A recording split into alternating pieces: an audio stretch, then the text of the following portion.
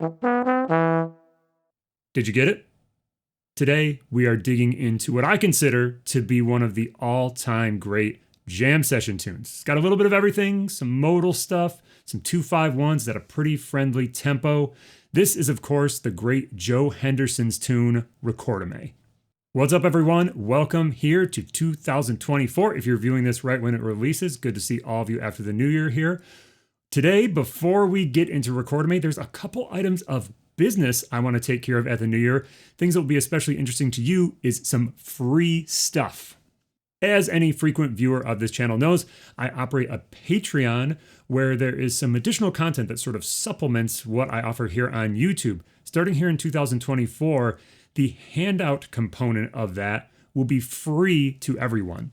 In addition, it will also be available for all transpositions. Now, the examples I'm going to put on the screen here in each YouTube video are still going to be in bass clef. I'm assuming that most of the people who check this channel out are trombone players like me.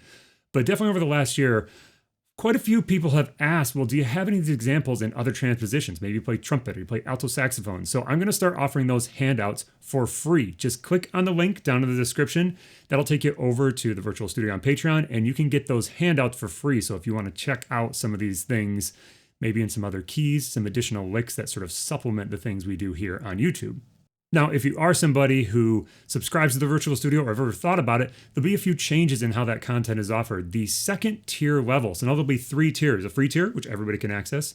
The second tier, which is a $5 a month tier, not only do you get the handout, which you used to get, but you're also going to get an etude for each one of these lessons, stuff that sort of illustrates the concepts that we do here, but in an etude fashion. And then you will also get some backing tracks to practice these. Now, obviously, there's lots of sources of backing tracks here in the modern world. The ones I'm going to provide, some of them are just the tune, but some of them are going to be very tailored to the exercises that might be found in that handout, things that would be really useful. For example, today, we might do some that are just like looping through the B section or looping through all of the 2-5-1s that are in this too. So those type of backing tracks, so those will be available to you at the $5 level. And then if you just subscribe at the $10 level, you'll get basically all the stuff you were getting before, an additional practice lesson, the handout, and all of that other stuff. So just a few ways I'm changing that up, hopefully just to meet people where they are a little bit more and really make sure I'm giving the content that people are interested in receiving.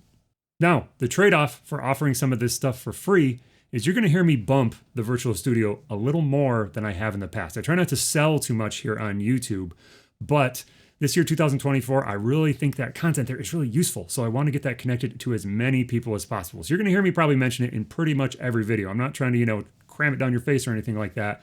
But if you really want to improve as a musician and as an improviser, especially if you are a trombone player, I'd really encourage you to check it out. There's a lot of good content there. So let's jump into Recordame. All right, so the basis of this tune, Joe Henderson, as I mentioned, it's on the album Page 1. Absolutely classic hard bop album, really must-know album in my opinion. The tune is relatively straightforward. It has the first 8 bars, which are sort of modal, 2 chords, A minor to C minor 7. We'll check out a couple things there. And then the second half of the tune is a bunch of 2-5-1s. We'll check out a couple of things there.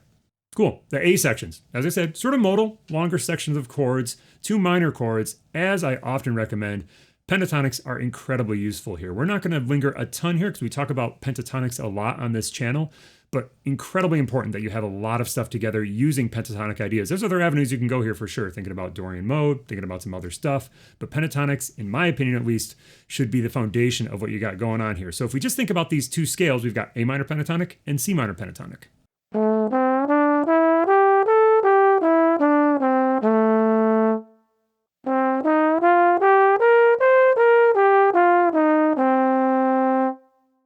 Obviously, you got to know that scale just as a foundational level, but I would say really what you want to focus on with any scale or anything music theory related is what ideas does it inform. So here with these pentatonics, there's lots of different directions we could go, but a very typical way to practice this would be we take an idea, pretty standard issue type of pentatonic idea, and we might try to move it through the different keys that we need for the song, either just resting in the in between, or we might try to improvise between those 2 ideas that we are plugging in.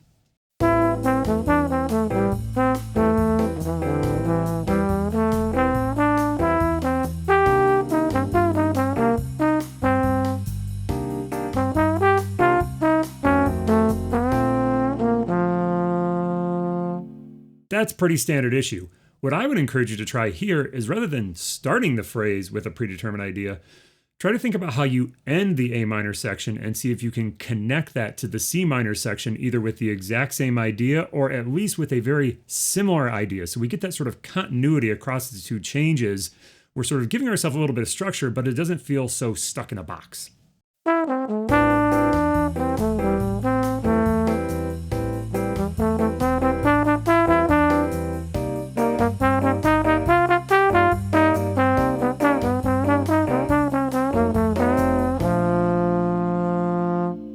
All right, there's our first half of the tune. Let's deal with the second half of the tune in the remainder of this lesson. So we're going to talk about two main concepts here. The first is going to be very, very typical. That is dealing with these 2-5-1s.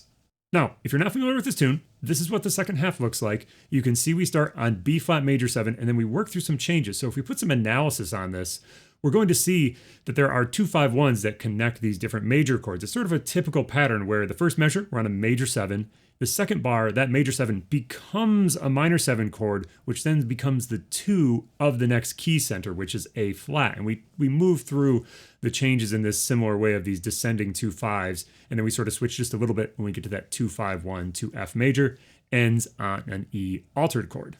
Now, I would start by just totally meat and potatoes plugging in 2-5s.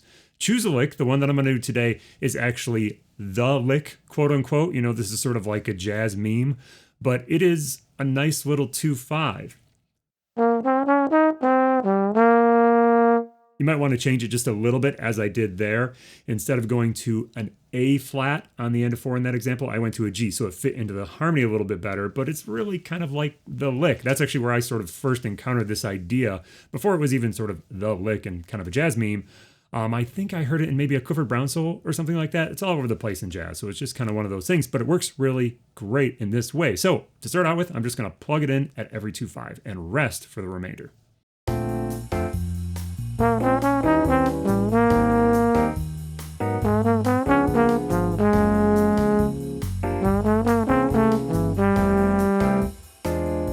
From there, you would then probably try to improvise in between those licks, or you might start to try to mix and match some of the different ideas that you're working on. Really classic practice approach here. Again, pretty structured.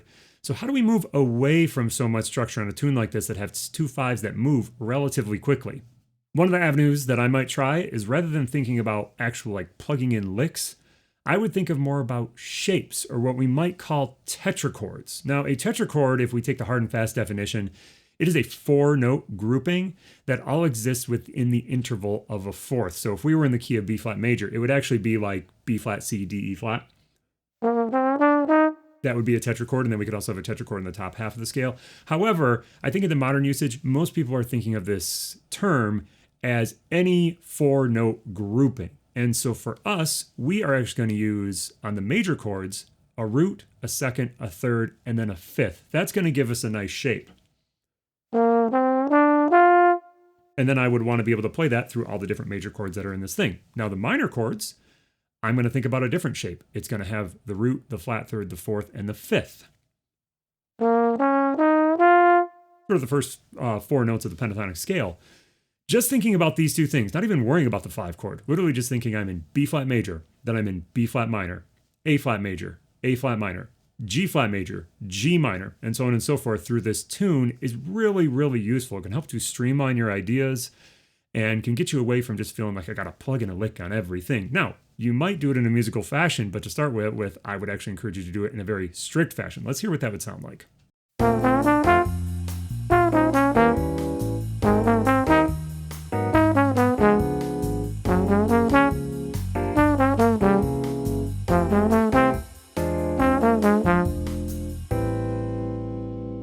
That's very exercising. Now, you notice the last bar, if you were following along, it's an E7 chord, E altered 7, I should say, like E flat 9, flat 13. One of the ways you can approach that chord is by superimposing a minor shape a half step above the root. So in this case, it's going to be F minor. That's going to work really well with our sort of other stuff we're doing here. So that's why I chose to go in that direction. But the real trick with this stuff is to move it into a musical fashion where maybe you don't play every note in the tetrachord, or you don't have to get it so rhythmically, just like bo-ba-do-da, ba-ba-do-da, just so straight up. changes the rhythm a little bit, changes the direction. Maybe you don't play every note, and you can really come up with some pretty happening ideas, at least in my opinion.